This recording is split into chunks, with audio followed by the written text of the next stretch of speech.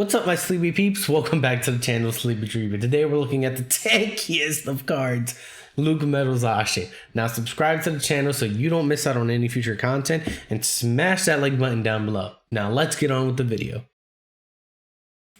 Alright guys, here's a 60 for my Lucmetal Zacian deck in Vivid Vaulted format. Now the core of the deck doesn't really change much.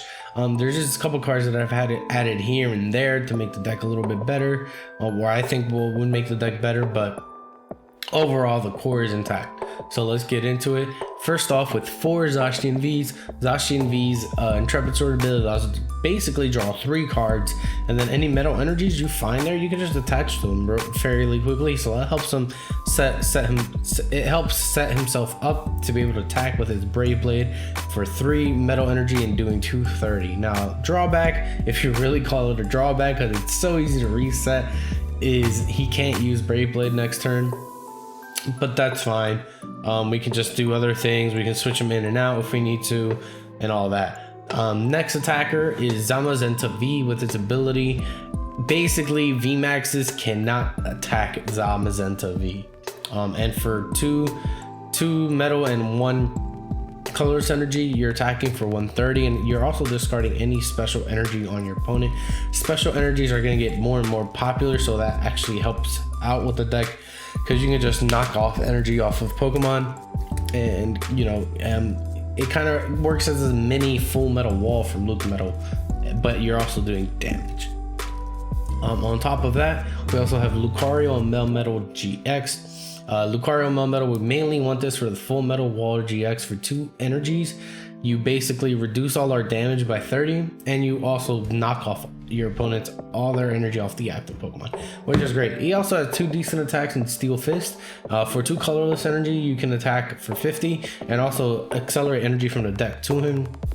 And then for 2 steals and 2 colorless energy, you're doing heavy impact for 150. 150 is decent because you can set up attacks on VMAXs so that Zacian can come in later once you charge one up and finish it off essentially.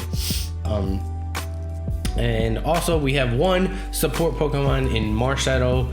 Marshadow allows us to knock stadiums, which you'll see now the deck really wants to play this one specific stadium that we'll take a look at later, and Marshadow allows us to knock off any like chaotic spells that might still be played and stuff like that. Again, I'm just adding it because we really want that stadium in play. And chaotic spell basically tells us no, we can't play that card, so Marshadow allows us to get rid of mainly chaotic soul. That's what that Marshadow is there for. Again, this is a tech. We might take it out if we end up seeing that chaotic soul isn't seeing that much play, but for now I'm adding it in because I expect chaotic soul to see a little bit more play as well. And on to our supporter line, we're playing 4 research for extreme draw. This allows us to just dump our hands that are useless and just draw into better cards. And then we play 4 Marnie. Again, this deck is very conservative and wants to reserve its resources and also disrupt its opponent as much as possible and save those resources for later in the game when it's ready to attack. So we play a heavy count of Marnie for that reason. And then we're playing 3 Boss's Orders. 3 Boss's Orders allows us to just gust up whatever we need to attack. Again, we're tanking deck mainly, and we want to take precise kills and make sure we're taking our prizes as we need to. And then we're also playing 2 Mallow Lana. Mallow Lana allows us to tank a little bit more, healing 120 damage, and on top of that letting us switch in and out, and also helping us just provide a little bit more switch options so that Zacian can attack more than once in a row. And then we're playing 1 Cynthia Caitlin. Cynthia Caitlin not only allows us to recover some supporters that we might need, like maybe we need a 3rd Mallow Lana or maybe another boss, or we just discarded supporters that we needed, and we can just return one of those back to the hand. And then by discarding 1 card, we can draw 3 cards as well. And then this is the stadium that I was talking about now, Circhester Bath. It was called Heroes Bath in translation, but now we're calling it Circhester Bath. And basically all basic Pokemon, including your opponents, take 20 less damage from attacks. So we're a full basic deck. So we not only from Full Metal Wall, Metal Goggles, and Circhester Bath, we're reducing our damage by 80 damage. So that's insane amount of damage to be reducing. So we really want this card in play, which is why, again, like I said earlier, we're playing the Marshadow so we can knock those chaotic 12s and actually keep this card in play. And we're playing a heavy count of 3 so that we win the Stadium War.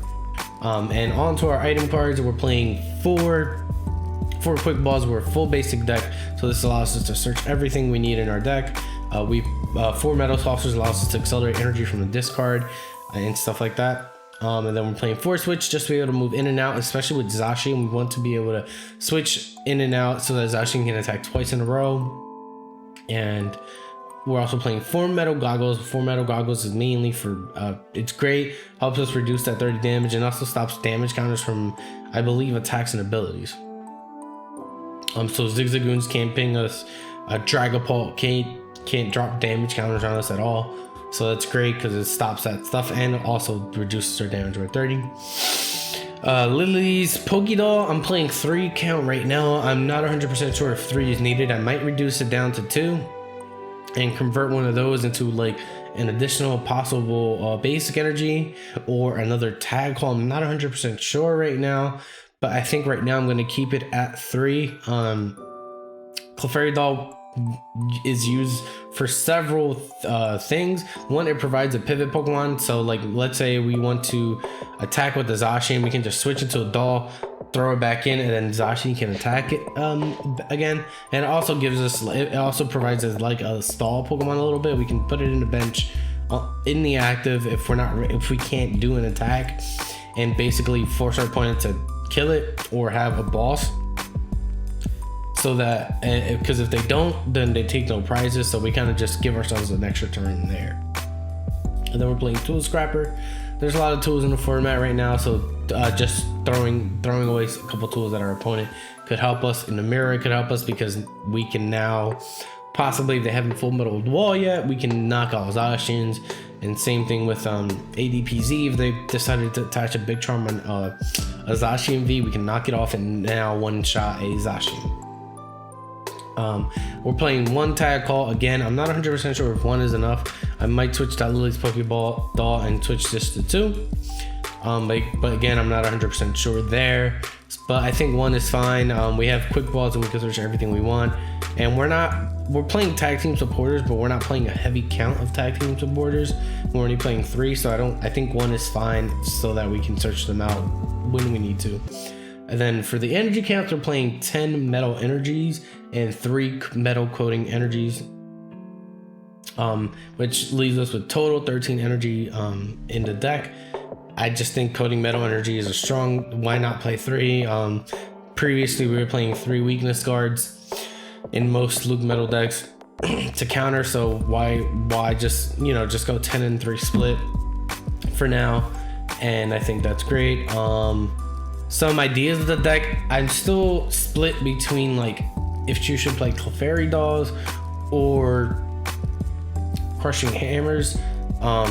Crushing Hammer provides energy denial, but I think Dolls provide like a little bit more, I think they provide a little more utility because, again, like I said, they provide 2 utilities, two functions. 1, it allows us to stall out a turn, and 2, it gives us an option so that Zacian can switch in and out easy and be able to attack multiple times and stuff like that. And it also works as a pivot. So let's say they don't, let's say we know they can't kill us, we can just throw a doll in active just to be safe. And then next turn we have, it's basically pivot because we can just switch into, no, let's say they take out a knockout, we can promote a doll and it works as a pivot.